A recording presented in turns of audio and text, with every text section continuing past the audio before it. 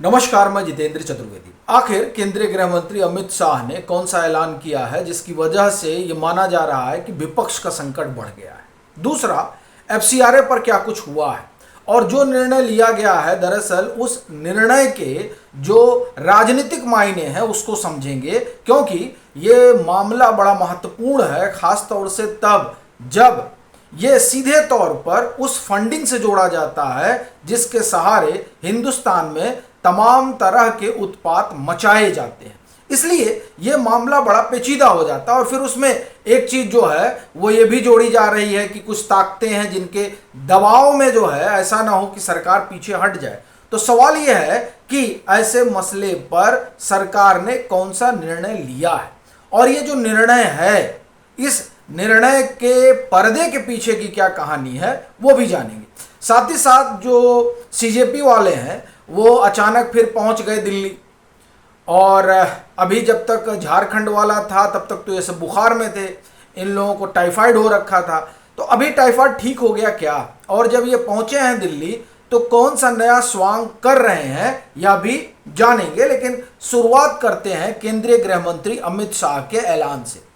देखिए, पिछले 3 सप्ताह से इस बात का इंतजार हो रहा था कि केंद्रीय गृह मंत्री कुछ बोलेंगे, अपनी चुप्पी तोड़ेंगे और ये बताएंगे कि दरअसल हुआ क्या, यानी जो कुछ जंतर मंतर पर 20 जुलाई को हुआ उसके पीछे की क्या कहानी है, और यही लगातार विपक्ष मांग कर रहा था।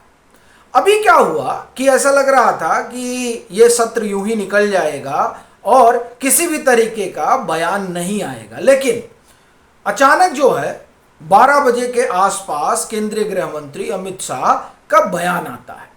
और सिर्फ बयान ही नहीं आता है, उन्होंने एक पत्र भी लिखा है। किसको? जो लोकसभा स्पीकर है उनको उन्होंने बाकायदे पत्र लिखा है। अब वो जो पत्र है उस पत्र में क्या है ये भी थोड़ा जानेंगे, चूंकि वो समझना बड़ा जरूरी है। भाई, चर्चा चाह रहे हैं केंद्रीय गृह मंत्री ने उस चर्चा के बरक्स क्या कहा। पहली चीज तो उन्होंने जो पत्र लिखा है उस पत्र में बड़े साफ तौर पर कह रहे हैं केंद्रीय गृह मंत्री कि देखिए, आप तय कर लीजिए विपक्ष के साथ बातचीत करके कि वो क्या समय रखते हैं, और उस समय पर जो नीट पेपर लीक वाला मसला है, स्टूडेंट वाला मसला है, उस पूरे मसले पर जो है वो चर्चा की जाएगी। और यही बात उन्होंने मीडिया से बातचीत में भी कही। अब प्रश्न यह है कि ये क्यों कहा जा रहा है कि विपक्ष का दम फूलने लगा जब केंद्रीय गृह मंत्री ने यह कहा। तो दरअसल अब मामला जो है वो इस बात का आ गया है कि कौन इसमें पॉलिटिकली अपर हैंड होता है। विपक्ष को इस बात का डर है कि जब केंद्रीय गृह मंत्री बोलेंगे तो पूरा इतिहास भूगोल खोलेंगे, और वो जो इतिहास भूगोल खोलने वाला मसला है उस मसले में विपक्ष को कुछ हासिल नहीं होगा। बजाय इसके अभी जो वो चल रहे हैं उसमें उनको लग रहा है कि नहीं, अपने पास तो कुछ है, हम तो ये कह ही सकते हैं कि साहब गृह मंत्री ने जवाब नहीं दिया, और इसलिए उनकी पूरी कोशिश है कि किसी भी तरीके से चर्चा ना हो। ये बात जो है साफ तरह से दिखाई दे रही है कि केंद्रीय गृह मंत्री बोले उसका इरादा तो कम से कम विपक्ष का नहीं है। क्यों? क्योंकि तब तमाम सारी चीजें रिकॉर्ड पर आएंगी, और जो ये पिन पॉइंटेड सवाल की बात कर रहे हैं, अब इस तरह से तो संसद में नहीं होता है ना कि आप आ गए और आप पिन पॉइंटेड जवाब दिया जाएगा। जब सरकार बोलेगी तो सरकार तमाम परिस्थितियों को उजागर करेगी और वो ये बताएगी कि किन दशाओं में इस तरह का एक्शन लेना पड़ता है, और फिर उसमें केरल, कर्नाटक, झारखंड तो जुड़ेगा ही जुड़ेगा। इसके अलावा पीछे जितनी घटनाएं हुई हैं उन घटनाओं को सदन के पटल पर रखा जाएगा और उसके जरिए जनता को बताया जाएगा कि किस तरीके से बात का बतंगड़ बनाया जा रहा है।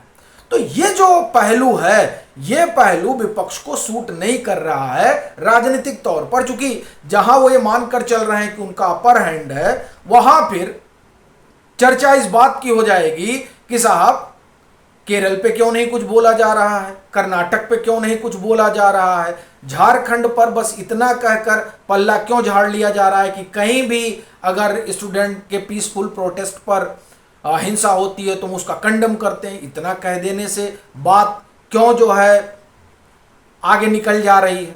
तो ये जो आप एक तरह से कहें कि ऑप्टिक्स का खेल है, उस ऑप्टिक्स के खेल में सीधे सीधे गेंद जो है वो गृह मंत्री ने विपक्ष के पाले में डाल दी है। तो जब पाले में डाल दी है तो अब ये विमर्श खड़ा होने में समय नहीं लगेगा कि राहुल गांधी चर्चा से भाग रहे हैं। कल तक जो था, जब ये नैरेटिव गढ़ा जा रहा था, तो वो बहुत ज्यादा ग्राउंड नहीं ले पा रहा था। क्यों? क्योंकि तब तक केंद्रीय गृह मंत्री का अपना कोई बयान नहीं आया था। लेकिन अब उन्होंने चिट्ठी के माध्यम से और खुद मीडिया के माध्यम से यह बड़ा स्पष्ट कर दिया कि वो तैयार है, आप पूछिए हम जवाब देंगे। और वो जवाब जब आएगा तो एक चीज तो गृह मंत्री के साथ ही है कि वो फैक्चुअल इंफॉर्मेशन लेकर आएंगे, और वो फैक्चुअल इंफॉर्मेशन तकलीफ दे हो जाएगी किसके लिए? कांग्रेस के लिए। तो इसलिए अब कोशिश यह है कि किसी भी तरीके से सदन न चलने दिया जाए, क्योंकि जब 2 बजे दोबारा रिज्यूम हुआ सदन तो जगदंबिका पाल चेयर कर रहे थे। उन्होंने कहा कि भाई देखिए, आप लोग शांति बनाए रखिए, तो केंद्रीय गृह मंत्री तैयार हैं। लेकिन शांति नहीं बनाई गई, बेल में पहुंच गए।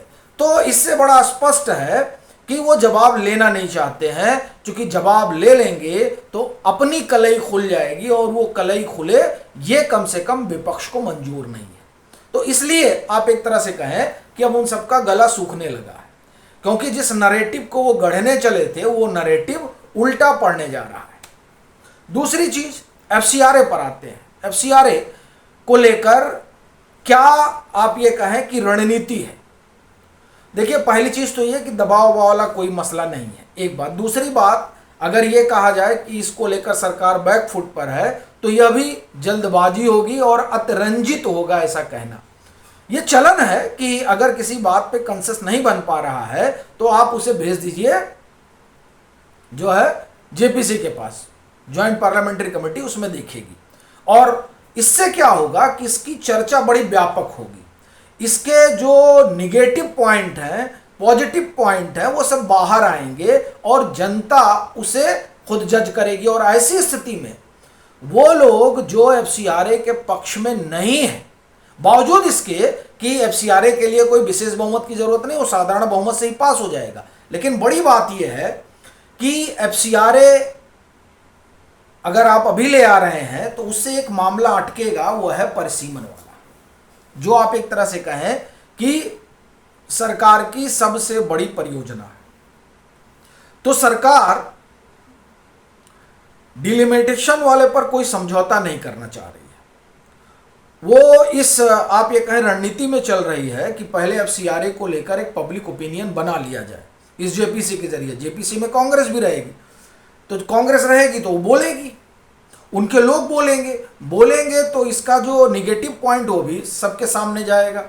और फिर आईबी की उस रिपोर्ट की भी चर्चा होगी, जो रिपोर्ट 2014 में सामने आई थी, जिसमें उसने कहा था कि ये जो एनजीओ को तमाम फंडिंग हो रही है उसकी वजह से हिंदुस्तान का जीडीपी जो है वो प्रभावित हो रहा है। और वो इस तरह से प्रभावित हो रहा था कि तकरीबन 2.5 से 3% जो है वो जीडीपी ग्रोथ रेट कम था।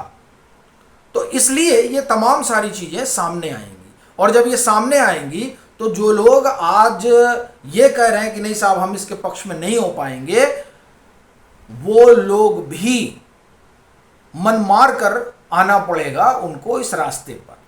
और दूसरा जो ये हर्डल है कि साहब इसे डिलिमिटेशन वाला मामला गड़बड़ हो जाएगा, वो जो है बात बिगड़ेगी नहीं। तो इसलिए एफसीआरए को एक तरह से कहा जाए कि जेपीसी में डाल दिया गया है, क्योंकि योजना जो है वो बड़ी है, और जब योजना बड़ी हो तो इस तरह की जो चीजें हैं उसे एक बारगी आप जो है वो इस तरह की कमेटी में डालकर आराम से बैठ सकते हैं और अपना जो डिलिमिटेशन है उसको आगे बढ़ाकर फिर इसको लाया जा सकता है, इसमें कोई संकट है नहीं। लेकिन डिलिमिटेशन के लिए तो विशेष बहुमत चाहिए, तो उस विशेष बहुमत के लिए सबको खुश करना होगा, नाराज आप नहीं कर सकते हैं। तो ये उस रणनीति के तहत हुआ है। आखिरी बात जो सीजीपी से जुड़ी हुई है, उनके लोग आज दिल्ली में थे, यानी अभिजीत दीप के। अच्छा, कमाल की बात देखिए, जब तक जंतर मंतर पर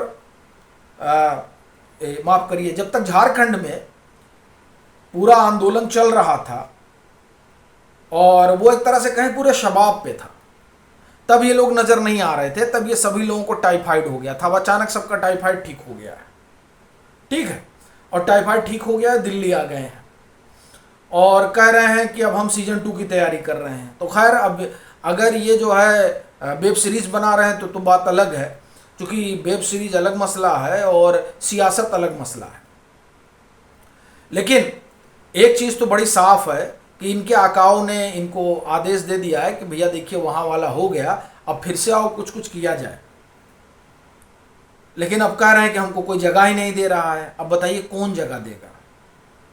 मतलब पहली बार जब आप आए थे तो आपको तो इसलिए जगह दी गई थी कि साहब आप छात्रों की बात करेंगे, लेकिन महीने भर में आप एक्सपोज हो गए कि आप ही छात्र ढूंढने लगे कि पंजाब में नहीं हो रहा है, केरल में नहीं है, कर्नाटक में नहीं है, झारखंड में ऐसा नहीं वैसा है। तो यानी जो बीजेपी रूल्ड स्टेट है वहीं पर सारी गड़बड़ी है। तो मामला थोड़ा जो है वो लोग सोचने पर मजबूर हो जाते हैं।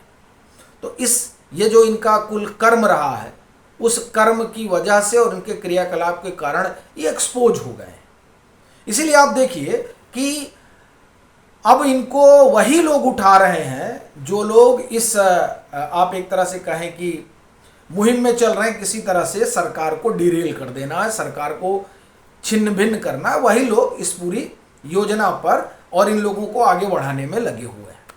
नहीं तो कुल जमा यही है कि सीजेपी अपनी साख खो चुका है। बाकी आप लोगों की क्या राय है, जरूर साझा करिएगा।